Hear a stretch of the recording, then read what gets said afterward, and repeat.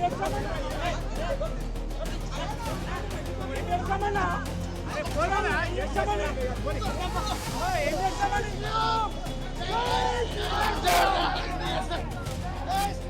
भाग्यनगर के अंदर जिस प्रकार से ये जो सॉफ्ट कन्वर्जन का बच्चों को टारगेट करके एक सुनियोजित षड्यंत्र चल रहा है, इसकी ये पोल खोलती ये होमवर्क की डायरी है। इस डायरी को मैंने अभी ट्वीट भी किया। किस प्रकार से छोटे छोटे मासूम बच्चों को जिहादी इंजेक्शन लगाया जा रहा है, जिस तरह से कलमा नहीं फतेहा भी सिखाया जा रहा है। मैंने वो दोनों डायरियों की कॉपी भी अभी ट्वीट की है। वो वीडियो भी शेयर किया मीडिया से कि जिसमें कि पेरेंट्स आकर के और स्कूल मैनेजमेंट को बता रहे हैं कि क्या हमें भी अब कलमा पढ़ना पड़ेगा, कि हमें भी अब फतेहा पढ़ना पड़ेगा क्या। और इस बात को सुनकर के किस तरह से अनॉयड होकर के मिसबिहेव करके स्कूल का मैनेजमेंट अंदर चला जाता है, पेरेंट्स की एक बात नहीं सुनी जाती। क्या मजाक है ये भारत है या पाकिस्तान, बांग्लादेश या सीरिया का कोई हिस्सा? राज्य सरकार को गंभीरता से इस बात को लेना चाहिए। अभी वहां पर विश्व हिंदू परिषद का धरना प्रदर्शन चल रहा है, वहां पर विद्यालय के बाहर ही। 2 दिन पहले भी एक बड़ी खतरनाक घटना घटी थी। वहां पर एक हिंदू युवक भरत, जो ऑटो ड्राइवर है, उसने अपने ऑटो को पीछे मात्र इतना सा लिखा था कि everybody born in this universe is Hindu and I am proud to be Hindu.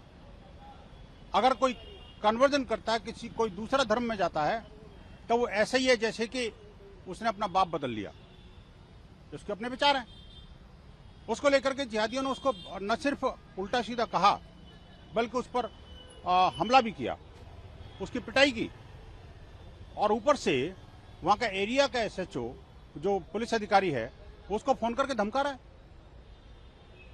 ये जो भाग्यनगर है, उसमें कैसे, क्या जिहादियों का शासन है क्या? भारत का लोकतंत्र नहीं चलता क्या? क्या डेमोक्रेटिक वैल्यू और जो संविधान की जो प्रोविजंस हैं, हिंदुओं को अपने आस्था और विश्वास के साथ वहां पर जीवन यापन का अधिकार नहीं है क्या?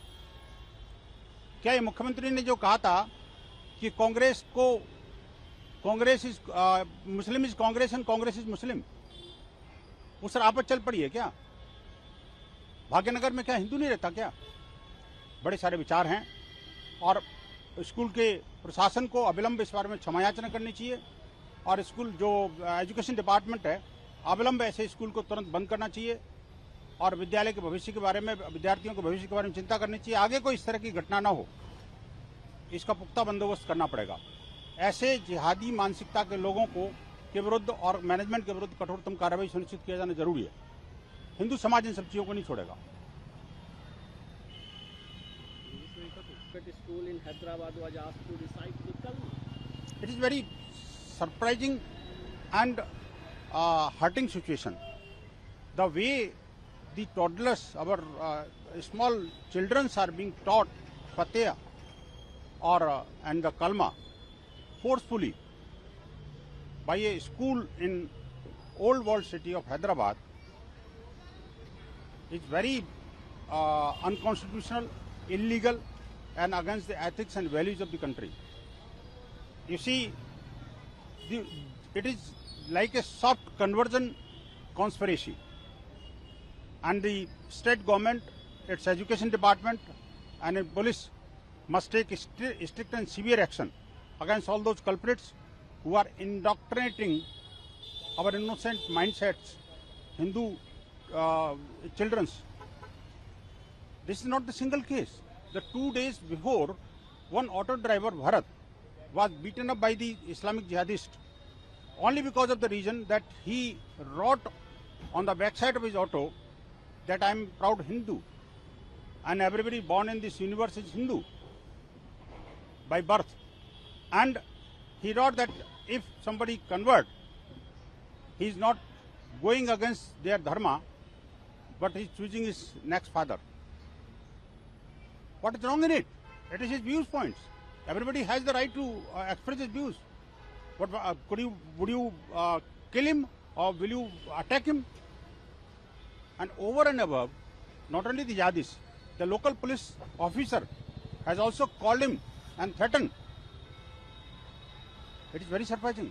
Instead of nabbing the jihadist forces who are illegally torturing and attacking the Bharat, they are forcing the Bharat to take back his complaint.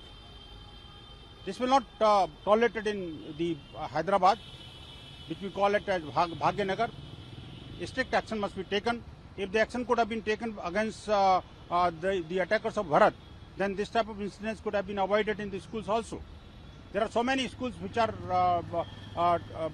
indoctrinating our innocent minds. It must be stopped immediately.